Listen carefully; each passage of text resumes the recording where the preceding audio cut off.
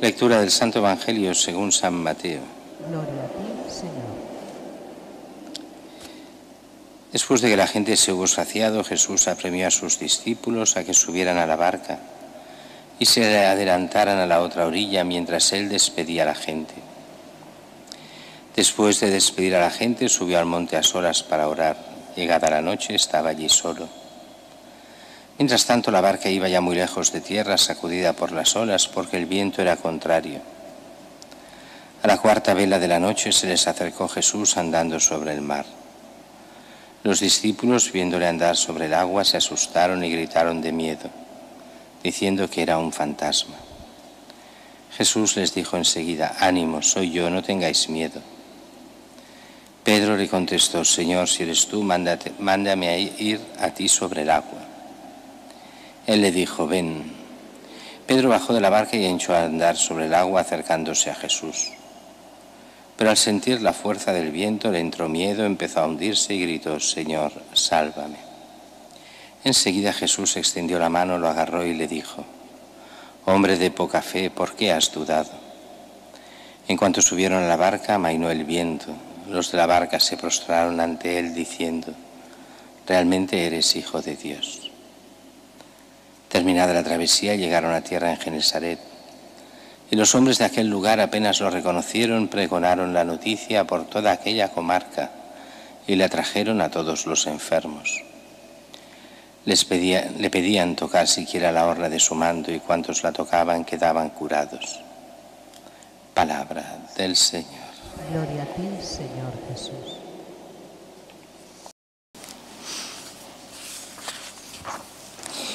Lecturas de hoy, primera, se nos habla del maná, este alimento extraño, misterioso que nos aparece en el Antiguo Testamento, allí en el desierto.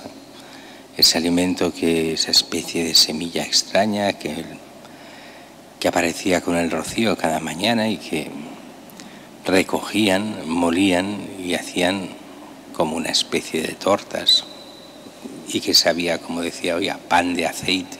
Bueno, el caso es que el pueblo se cansa, de todo se cansa el pueblo, y en esa sabemos bien que ese maná, ese pan bajado del cielo, es visión profética de lo que será la Eucaristía.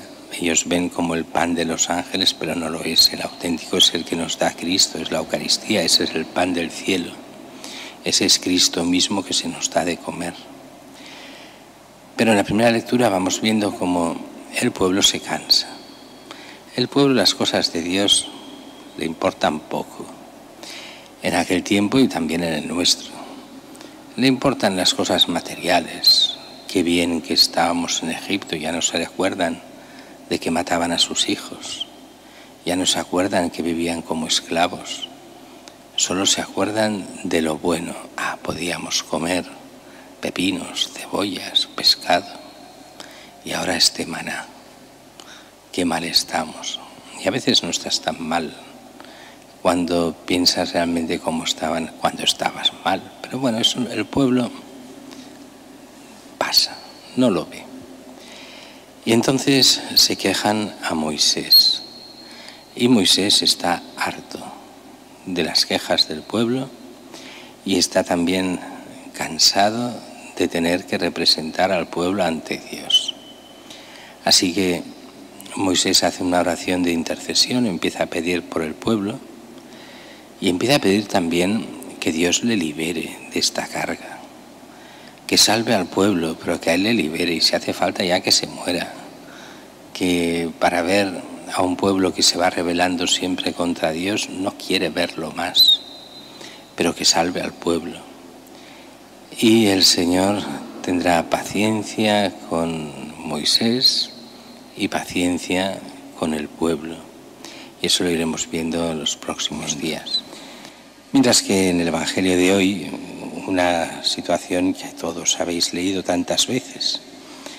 Después de la multiplicación de los panes y los peces, Jesús sube a orar, los apóstoles cogen la barca, se van a la otra orilla, Y empieza que esa noche hay el viento, este viento que vemos muchas veces, provocado allí por las corrientes que bajan de la montaña y que por la noche se hace más fuerte, no siempre, pero muchas noches sí.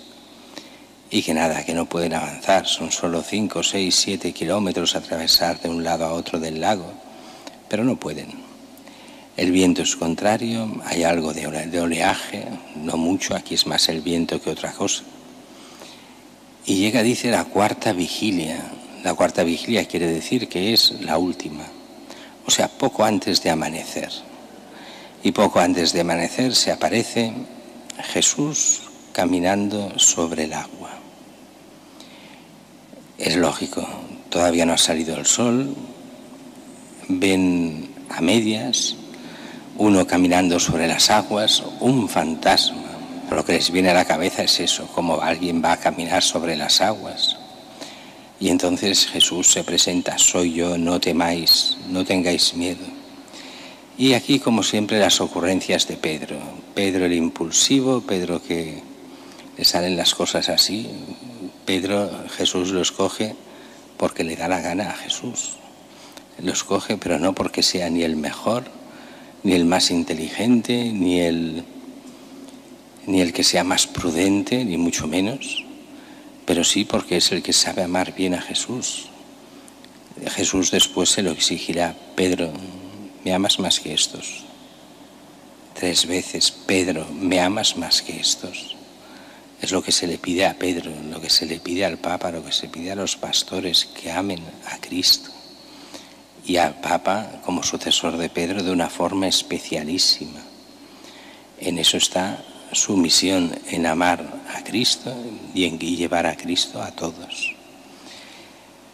Y entonces se le ocurren estas cosas a Pedro. Si eres Jesús, mándame venir, que camine contigo, que vaya a ti caminando sobre las aguas. Pues ven, no sabe lo que pide, como tantas veces los apóstoles, hasta que no recibirán en Pentecostés el Espíritu Santo, tantas veces, tantas cosas raras que van pidiendo a Jesús. Y empieza bien, pero nota el viento, nota la fuerza del agua, empieza el miedo y empieza a hundirse. Y entonces Jesús lo agarra, lo sube a la barca. Hombre de poca fe, ¿por qué has dudado? Y ahí viene el gran problema, las dudas del hombre. Ante el hombre con dudas hay 2 reacciones muy típicas. Hablo de los creyentes, no hablo ahora de los no creyentes. Muchos creyentes, buenos creyentes, vienen las dudas, tentaciones, fuera. Ni se habla, ni se piensa más en eso, es una pura tentación. Y de esta forma desaparecen. Otros cristianos, más pusilánimes, más raros, más... Ay, vienen las tentaciones, uy, y esto será verdad, y esto es así, y vienen y se comen la cabeza. Y venga a comerse la cabeza en esto y en lo otro y tal. Y Jesús nos volvería a decir, hombre de poca fe, ¿por qué has dudado? Es dudar de Cristo. Y cuando uno duda, solo queda una cosa. En los momentos difíciles decir, Señor, yo sí creo, soy tuyo. Claro que creo. Sácame estas cosas de la cabeza, esas dudas que son muchas veces pura tentación. Y Señor, no nos dejes caer en la tentación. El Señor nos ayuda, nos da la gracia, pero para eso también nos la hemos de buscar, esta gracia. La gracia es gratis, nos la da el Señor, pero hay formas de rechazar la gracia cuando jugamos con la tentación, formas de rechazar la gracia cuando el Señor nos pide que recemos, que estemos con Él, que participemos de sus sacramentos y le vamos diciendo que no. Entonces se va apartando la gracia de nosotros. No que Él se aparte de nosotros, nosotros nos apartamos de la gracia sin darnos cuenta, poco a poco.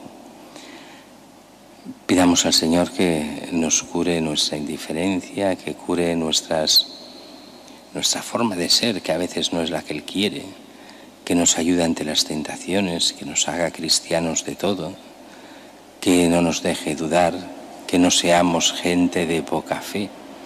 sino que podamos realmente vivir desde la fe lo que Cristo quiera y un día estemos con Él en la vida eterna.